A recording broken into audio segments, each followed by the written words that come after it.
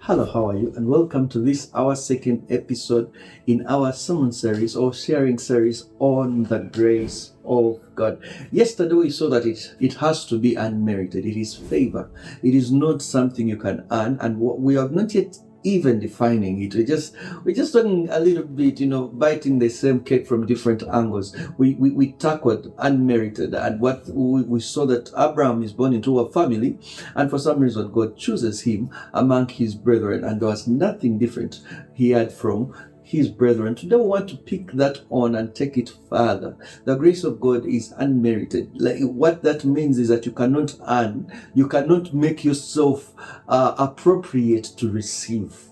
Okay, the other part we want to talk about today, and from where we shall go deeper, is that grace of God is now also the power of God to perform, the power to do, the power to be what He wants us to be. Now, you see, in the beginning, God created the world and put certain rules. He put certain ways things work. There are laws, actually.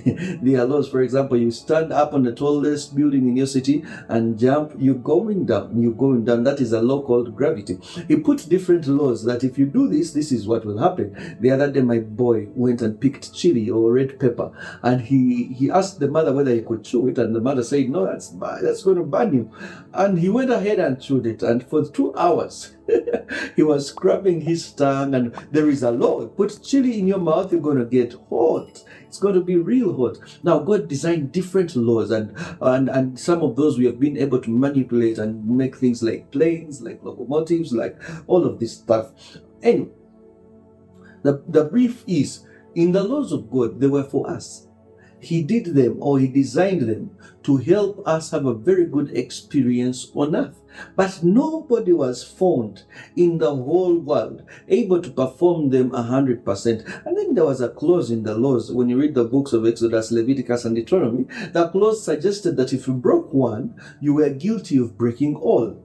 You see, now it's not like if you have a felon, you've committed a felony.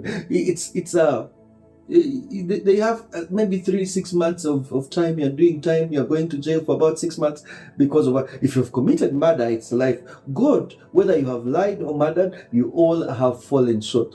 You cannot be measured, and we give you a lesser weight because of what you've done, being shorter or smaller. To God, sin is sin. Doesn't matter the magnitude. Magnitude applies to us, but to God, sin is sin. Now, He says that we all fall short. That will be Romans chapter 6.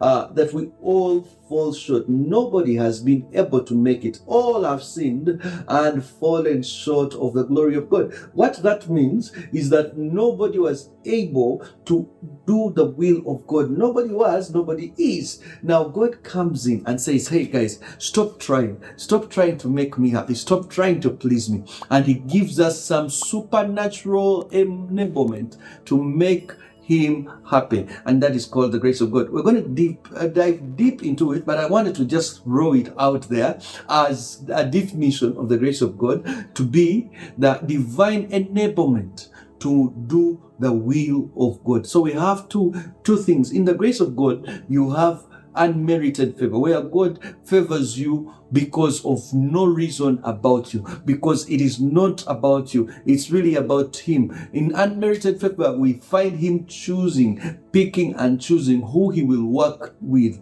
and that picking and choosing is not based on any merit of the individuals. It is about Him. And we say, if you are believing in Jesus today, if you have accepted Jesus already, we know He has chosen you. For many are called unto the Father's party, but very few people are chosen. You have been chosen to be on the table with Him. And then the second version, or the second part of this thing they call grace, is that it is the power of God to perform, and that is where we're going to put a lot of emphasis. We shall go back to the unmerited favor and what, but we'll put a lot of emphasis in our continuing videos. I wanted to just throw that out to tell you that it is also the power of God, and we're going to be reading scriptures in the next time tomorrow. But most importantly, have you received the grace of God? Have you received the power of God to be you? God has created you to be unique, but there is a power that makes you that person. You need to interact with Him. God bless you. That's how much time we have for today. We love you and see you tomorrow again, same place.